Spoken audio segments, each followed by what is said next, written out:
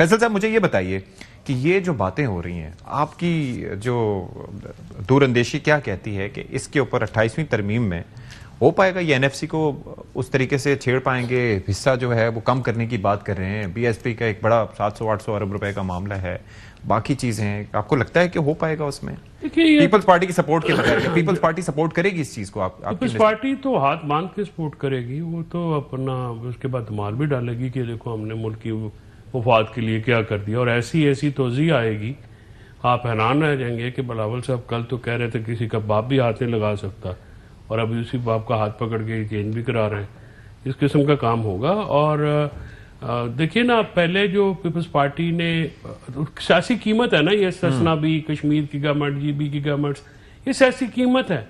तो यहाँ पे तो अब पीपल्स पार्टी की क्या लोगों, जुल्फिकार अली भुट्टो साहब की या शहीद बेनज़ीर भुट्टो की तो लेगेसी नहीं है ना, ये तो जरदारी साहब ने अपनी लेगेसी बनाई हुई है ना। और वो नहीं, लेकिन वो क्या कंटिन्यूटी तो वही है ना। अब बेनज़ीर भुट्टो साहब का जाहिर है कि देखिए कंटिन्यूटी होती है थॉट्स की, कंटिन्यूटी होती है नजरिए की, कंटिन्यूटी होती है आपके स्टार्स की। वो तो नहीं रहा। पीपल्स पार्टी तो सिंध की एक पार्टी है ना, सिंध के रूरल सिंध की, कराची में सिंध की पार्टी है डेफिनेटली। अरे आजाद जम्मू कश्मीर में बैठी है। आजाद जम्मू कश्मीर में उन्होंने क्या किया जब तक 27वीं तरमीम में उन्होंने नहीं दिया, और फिर 27वीं में अपना ससना इन्होंने 30 अक्टूबर को जब ब्रीफिंग दी तो तब इन्होंने डलवाया। अच्छा। मुझे ये बताइए कि जो आपने ससना लिया, ये सियासी, मैं इसे कह रहा हूँ ना कि पॉलिटिकल ये बार्गेनिंग चिप्स हैं। अच्छा। अब ये आप सवाल कर लीजिएगा कि पीपल्स पार्टी जो है वो आगे क्या करेगी, कौन सी जो है ना अपनी पॉलिटिकल बार्गेन करेगी 28वीं तरमीम के लिए, क्योंकि वो बार्गेनिंग जो है वो करते हैं और वो दोबारा करेंगे। And they are good at that, they are master of bargaining. नाज से मुझे पूछ लेता हूं, और उनका जो सिर्फ जो है वो इक्तदार नहीं, उनकी अपनी जो है ना इक्तदार, वो मतमा नजर है अपने, कोई सियासी इक्तदार, कोई लॉ, कोई आइन। अगर आप इतने ही सच्चे होते तो आप भुट्टो साहब का बनाया हुआ 73 का आइन उसको इस तरह से अपना तहे तय करते।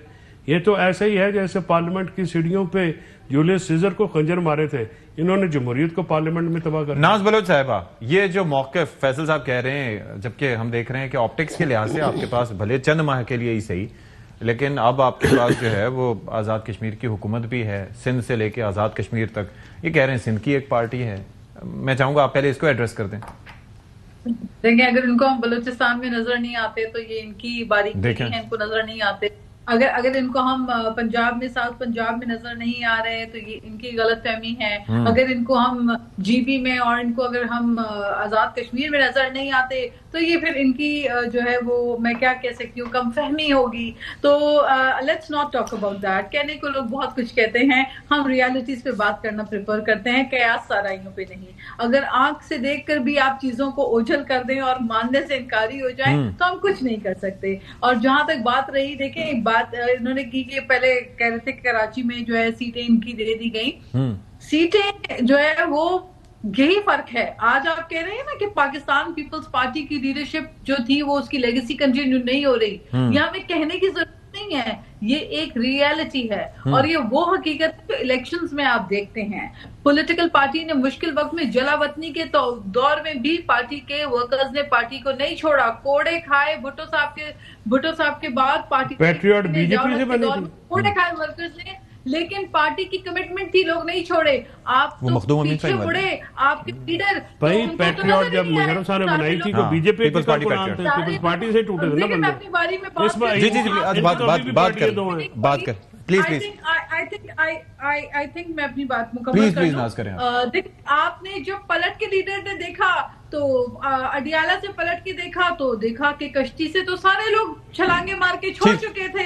ये पीपल्स पार्टी नहीं है। पीपल्स पार्टी के वर्कर अपनी उम्र, अपनी जिंदगी उस कमिटमेंट और उस कॉज के लिए दे देते हैं। शहीद जुल्फिकार अली भुट्टो का नजरिया था, जो बीबी का था। Let's not talk about that. ठीक, अकील साहब मुझे ये बताएं कि अब एक जानिब ये सिलसिला है, दूसरी जानिब ये प्रोटेस्ट पे जा रहे हैं।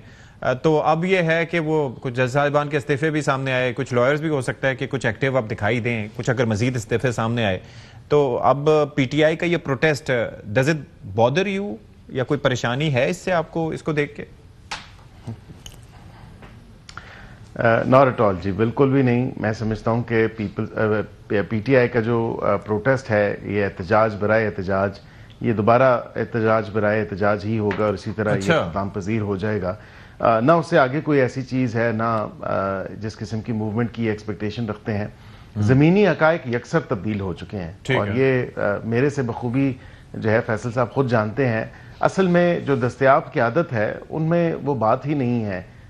वो ये नहीं चाहते कि जो इनका 804 कैदी है वो बाहर आए। अगर वो बाहर आएगा तो वाक़तन जो है इन तमाम की जो दिहाड़ियाँ लगी हुई हैं, जिस तरह फैसल साहब भी कहते हैं और गालिबन अक्सर फवाद साहब भी इसका जिक्र करते हैं कि वो बिल्कुल खत्म हो जाएगा। ठीक है। मुझे बात तो ये है कि असल जो एक प्रिंसिपल्स के ऊपर जो है ना आपने कुछ चलानी होती है तहरीक, वो चलती मुझे नजर नहीं आ रही। ठीक है फैसल साहब, क्यों जब आफरीदी साहब बार काउंसिल के हवाले से अगर बात करें तो बार काउंसिल की सपोर्ट जो है अल्हम्दुलिल्लाह बार एसोसिएशन की बार काउंसिल की जो सपोर्ट है वो अल्हम्दुलिल्लाह हमारे साथ है। मैं जरा कमेंट ले लूं फैसल साहब से, वक्त मुख्तसर है नहीं की। ठीक है फैसल साहब, तहरीक कुछ नजर आ रही है? सोहेल साहब आए थे, बड़ा उस वक्त था कि होगा, आपकी असेसमेंट क्या है? देखिए, तहरीक चलाने के लिए सबसे ज्यादा तो पॉलिटिकल हिकमत अमली की जरूरत है इस वक्त पीटीआई के नहीं है, इस वक्त नहीं है।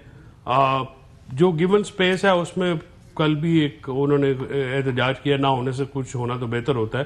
अभी तक देखें जिस अपोजिशन अलायंस में मौलाना साहब नहीं होंगे तो वो अपोजिशन अलायंस का सियासी वजन नहीं होगा। ठीक इस वक्त महमूद खान साहब या अल्लामा नासिर अब्बास साहब कोशिश कर रहे हैं, वो अपने ठीक, लेकिन उनकी ज़ाहिर है वो पोलिटिकली पंजाब में या इधर उधर स्टैंडिंग।